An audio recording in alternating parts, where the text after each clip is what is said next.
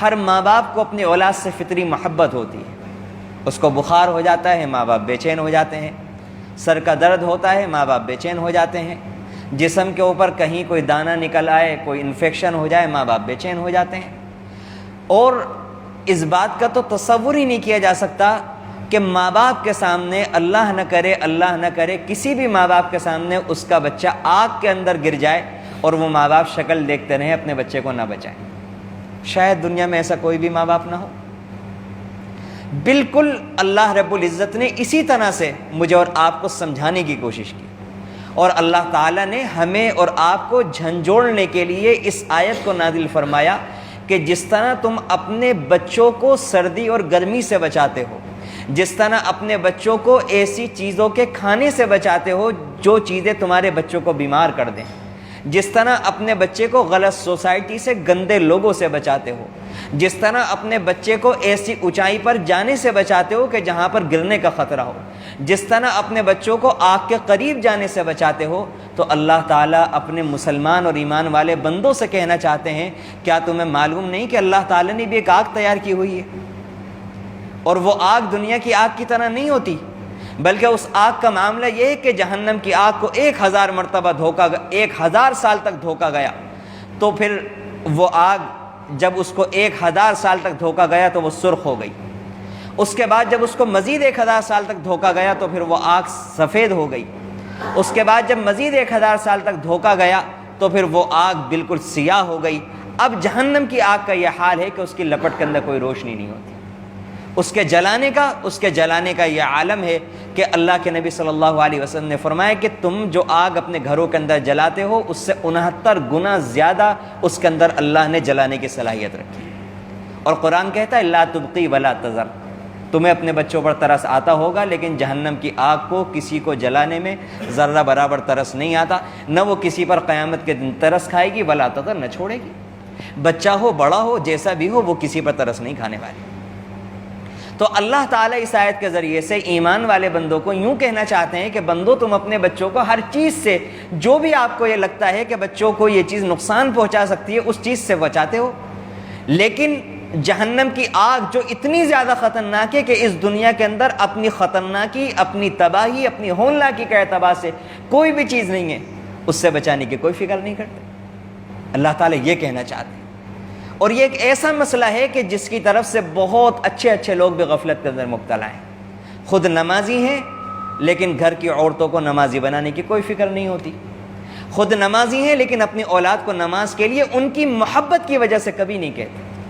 صبح کے وقت میں فجر کی نماز کے لیے بچے سو رہے ہوتے ہیں لیکن نہیں اٹھائیں گے. کیوں؟ کیونکہ بچے کی دل میں محبت ہے کہ اگر اٹھائیں گے تو بچے کی نیند خراب ہو جائے گی. اللہ تعالیٰ نے اسی غلط فہمی کو دور کیا ہے کہ ہر انسان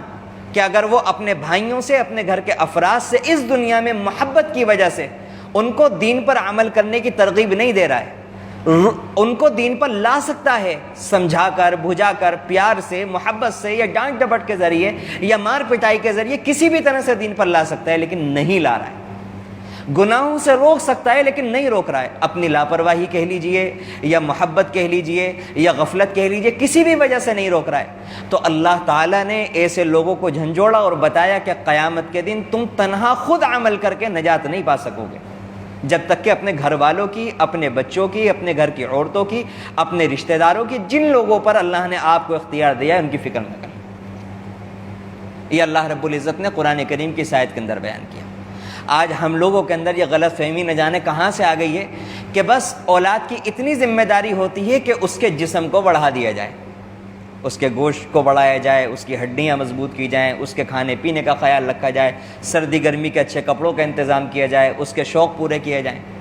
باقی اس کے علاوہ نمازوں کے تعلق سے ہم لوگ سمجھتے ہیں کہ شاید نمازوں کے تعلق سے اپنی اولاد سے بات کرنا یہ ہماری ذمہ داری نہیں ہے، تو شاید کسی اور کی ذمہ داری ہے. روزوں کے بارے میں بات کرنا یہ شاید ہماری ذمہ داری نہیں ہے. پاکی ناپاکی کے مسائل بتانا یہ شاید ہماری ذمہ داری نہیں ہے. اپنی آنکھوں کو بازار میں کیسے رکھ کر چلنا ہے یہ بتانا یہ بھی شاید ہم سمجھتے ہیں کہ ہماری ذمہ داری نہیں ہے. مال کو حلال طریقے سے کمانا ہے یا حرام طریقے سے کمانا ہے یہ بتانا یہ بھی ہماری ذمہ داری میں شامل نہیں ہوتا.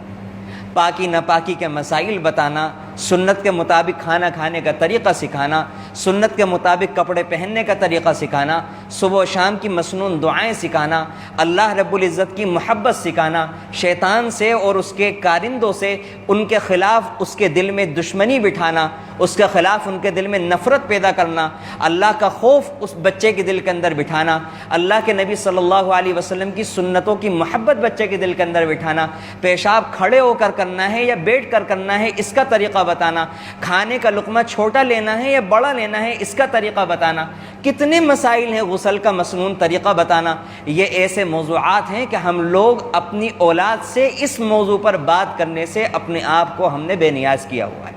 اور ایسا لگتا ہے کہ شاید یہ ہماری ذمہ داری کے اندر شامل نہیں ہے۔ حالانکہ ہر مسلمان والدین کے اوپر، مرد ہو یا عورت ہو، باپ ہو یا ماں ہو، اپنے چھوٹے سے بچے سے لے کر اس وقت تک کہ جب تک وہ بڑا ہو جاتا ہے، اس وقت تک اپنے بچے کو یہ ساری کی ساری باتیں، جن میں سے چند میں نے آپ کے سامنے بتائیں، پاکی ناپاکی کے ضروری مسائل، صبح شام کے اذکار، مسنون دعائیں، نماز کی اہمیت دل کے اندر بٹھانا، علماء کا احترام دل کے اندر بٹھانا، مساجد میں آنے کا طریقہ بتانا، لباس کیسا ہونا چاہیے یہ بتانا، اور دینی کتابوں کا شوق پیدا کرنا، دینی کتابوں کو پڑھنے کے لیے ان کے اندر صلاحیت پیدا کرنا، ان کے اندر شرم و حیا پیدا کرنا، بے حیائی سے ان کو بچانا، گالی بکنے سے ان کو بچانا، بے حیائی کی باتوں سے ان کو بچانا، غلط دیکھنے سے ان کو بچانا، غلط کھانے سے ان کو بچانا، گندی جگہوں پر جانے سے ان کو بچانا، گالی بکنے سے بچانا۔ یہ ساری کی ساری یہ جو باتیں میں آپ کے سامنے بیان کر رہا ہوں، چند باتیں اگر میں اس کی قسمیں بیان کروں گا، بلا مبالغہ کہتا ہوں کہ شاید سارا کا سارا آج کا ہمارا وقت اسی کے اندر چلا جائے گا کہ صرف قسمیں بیان کروں۔ یہ ساری کی ساری باتیں کس کی ذمہ داری ہے؟ یہ والدین کی ذمہ داری ہے۔ لیکن آج ہوتا یہ کہ عمر کے اعتبار سے لوگ ماں باپ بن جاتے ہیں، لیکن ماں باپ کی کیا ذمہ داریاں ہیں، ان باتوں کو ہم نہیں سمجھا کرتے، اور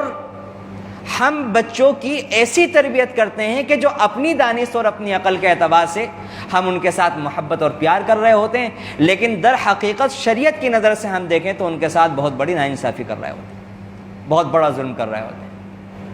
آخر ہم اپنے بچوں کے ساتھ محبت کے نام پر یہ ظلم اور ناانصافی کب تک کرتے رہیں گے؟ کیا کوئی موقع ایسا آئے گا کہ جب ہم ہوش کے ناخن لیں گے اور سمجھیں گے کہ ہماری باپ ہونے کے ناطے کیا ذمہ داری ہے؟ اس لیے میں نے چند باتیں آپ حضرات کی خدمت میں قرآن کی روشنی کے اندر عرض کی کہ اللہ تعالی نے فرمایا کہ تمہاری ذمہ داری ہے، تم اپنے آپ کو بھی جہنم سے بچاؤ، اپنے گھر کی عورتوں کو بھی بچاؤ، اپنی آل اولاد کو بھی بچاؤ، نہیں تو قیامت کے دن تنہا خود عمل کر کے نجات حاصل نہیں ہوگی، اور تمہارے سامنے تمہارے لخت جگروں کو، تمہارے جگر کے ٹکڑوں کو، ان کو کہ جن کی ادنا سے ادنا تکلیف سے تم پریشان اور بے چین ہو جایا کرتے ہو، تمہیں راتوں کو نیند نہیں آیا کرتی، تم بے چین اور بے قرار ہو جاتے ہو، اگر ان کو تمہاری آنکھوں کے سامنے اللہ تعالیٰ جہنم کا ایندھن بنائیں گے تم کیسے برداشت کرو؟